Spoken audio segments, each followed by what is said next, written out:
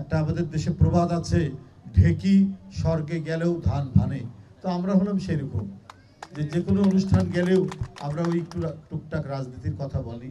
তবে বলতে হয় এই জন্য যে রাজনীতি তো মানুষকে নিয়ে, মানুষের দুঃখ সুখ দুঃখ কল্যাণ এবং রাষ্ট্রের যে ন্যায় অন্যায় যা হয় সেগুলো নিয়ে কথা বলাই রাজনীতি। রাজনীতি মানুষের বিচ্ছিন্ন কোনো বিষয় না, মানুষের বিপরীত কোনো বিষয় না। জনগণের সাথে সম্পৃক্ততাই হচ্ছে রাজনীতির সবচাইতে বড় দিক। তাই বন্ধুরা আমার, আজকে আমরা এই জন্য রাজনীতির কথাগুলো বলি যে যখন এই দেশ স্বাধীন হয় 1971 সালে, এই স্বাধীনতার মূল মন্ত্র ছিল গণতন্ত্র, যে আমরা স্বাধীনতা পাবো। এই জাতিকে পশ্চিমারা বারবার অবরুদ্ধ করেছে। একটা হচ্ছে অনেক দূরের পশ্চিম রাষ্ট্র ব্রিটেন, তারা আমাদেরকে 200 বছর অধীন রেখেছিল, এবং আরেকটি 1000 মাইল দূরের পাকিস্তানি পাঞ্জাবি বেলুচি, এরা আমাদেরকে অধীনস্থ করে রেখেছিল। তো আমরা আমাদের অধিকারের জন্য করেছি যে আমরা আমাদের ভোট আমাদের লোককে দিব, এবং ভোট যে বেশি পাবে সে সরকার গঠন করবে। কিন্তু পাকিস্তানি পশ্চিমারা এটা মানতে রাজি হয়নি। সুতরাং এই যে অধিকার প্রতিষ্ঠা করতে গিয়ে এটা যুদ্ধে রূপান্তরিত হলো। স্বাধীনতার ঘোষক শহীদ রাষ্ট্রপতি জিয়াউর রহমান ওই যুদ্ধের ঘোষণা দিলেন। 9 মাস রক্তক্ষয়ী যুদ্ধের মধ্যে দিয়ে আমরা আমাদের এই ভূখণ্ড পেলাম, এই স্বাধীনতা পেলাম। কিন্তু এই স্বাধীনতা পাওয়ার পর আমরা একই জিনিস তো দেখলাম, পশ্চিমেরা এক সময় আমাদেরকে হত্যা করত, বাংলাদেশের মানুষ বাঙালিদেরকে হত্যা করত।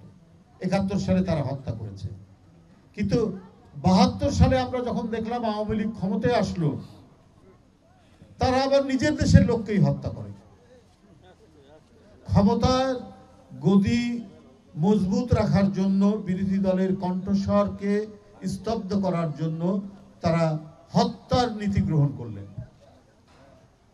প্রায় 25 থেকে 30 হাজার বিরোধী দলের নেতা কর্মী, জাসদ, বিভিন্ন বামপন্থী সংগঠন, সিরাজ শিকদার সহ হত্যা করলেন। এই যে গত যিনি পালিয়ে গেছেন প্রধানমন্ত্রী, তার বাবা, তো এটা তো হওয়ার কথা ছিল না। মানুষ না খেয়ে রাস্তার ধারে পড়ে আছে, লাখ লাখ মানুষ মৃত্যুবরণ করছে, আর প্রধানমন্ত্রীর ছেলের বিয়ে হচ্ছে সোনার মুকুট পরে। এটা তো আর আমার বানানো কথা না, এটা তো ইতিহাসের সত্যি কথা। এই দেশ তো বাংলাদেশের মানুষ চায়নি। এই দেশের জন্য এত মানুষ যে তার শরীর থেকে ফোটায় ফোটায় রক্ত দিয়ে জীবন উৎসর্গ করলো, এই জন্য তো চায়নি। আবার তারা নানা কথা বলে মানুষের কাছে বিভিন্ন ধরনের প্রলোভন দেখিয়ে যে আমরা ক্ষমতায় গেলে 10 টাকা কেজি চাল হবে, আমরা ক্ষমতায় গেলে ঘরে ঘরে চাকরি দেওয়া হবে, এত সব কথা বলে ক্ষমতায় আসবে। বিনামূল্যে সার বিতরণ করবে কৃষির জন্য। তারপরে আমরা কি দেখলাম, দক্ষিণ এশিয়ার মধ্যে সবচাইতে বেকার বেশি বাংলাদেশে। তাহলে ঘরে ঘরে চাকরি হলো কই? এটা অর্থনীতিবিদরা গবেষণা করে দেখেছেন, এই ভারত, পাকিস্তান, মালদ্বীপ, নেপাল, এর মধ্যে সবচাইতে বেকার বেশি বাংলাদেশে। এরা সবসময় মানুষকে ধোঁকা দিয়েছে, ধাপ্পাবাজি করেছে, মিথ্যা কথা বলে ক্ষমতায় এসে জনগণের রক্ত চুষতে এরা দ্বিধা করেনি। কারণ ওরা ওদের পরিবার ছাড়া কাউকে চিনত না।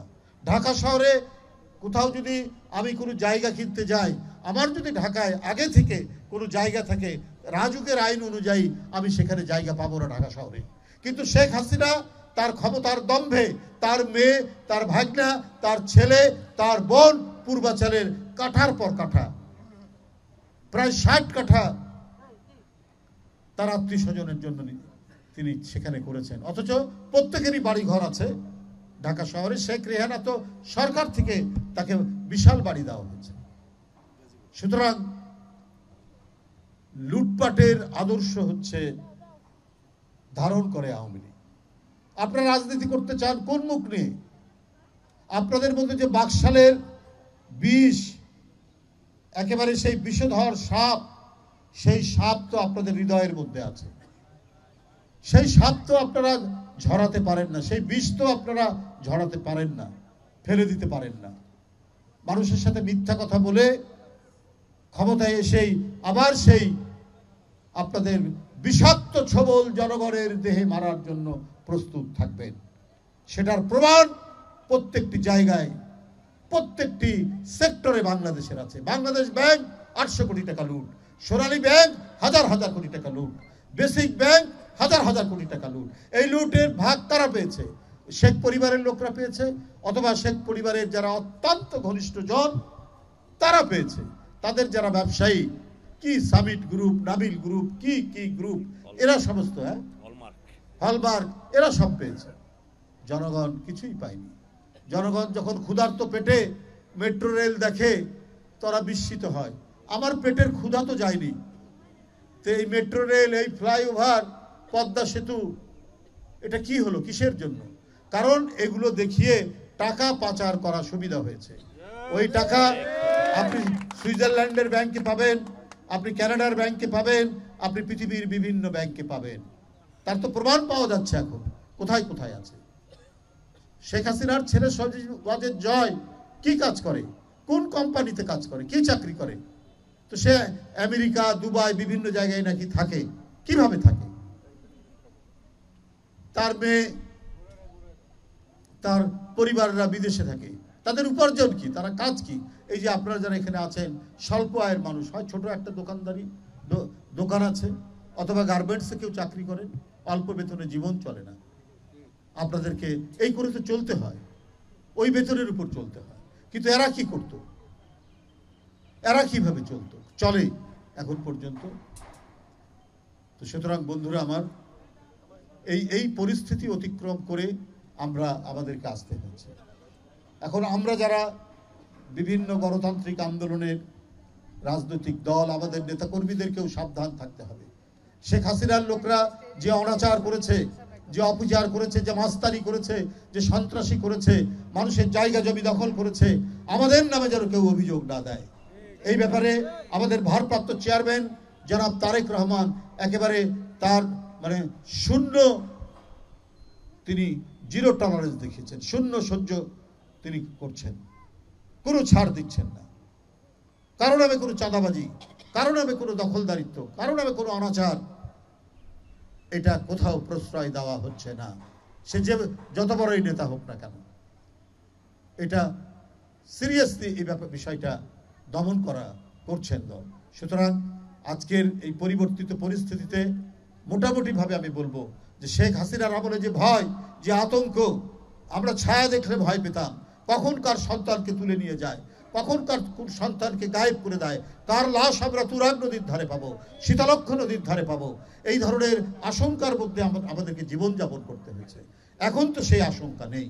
তো সুতরাং যারা সমাজের মধ্যে সন্ত্রাস করবে, যারা চুরি ডাকাতি করবে, যারা কোনো ধরনের অপকর্মে লিপ্ত আছে, তাদেরকে কোনো ধরনের ছাড় দেওয়া হবে না।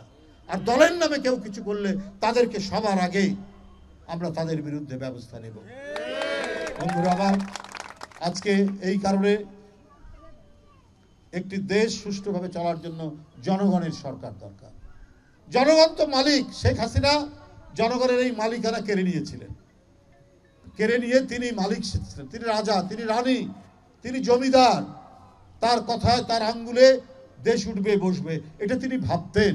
কিন্তু জনগণের শক্তি যে প্রবল পরাক্রমশালী, তারা যে বহুগুণে শক্তিশালী, সেটা শেখ হাসিনা টের পাননি, আওয়ামী লীগেররা কখনই টের পায়নি।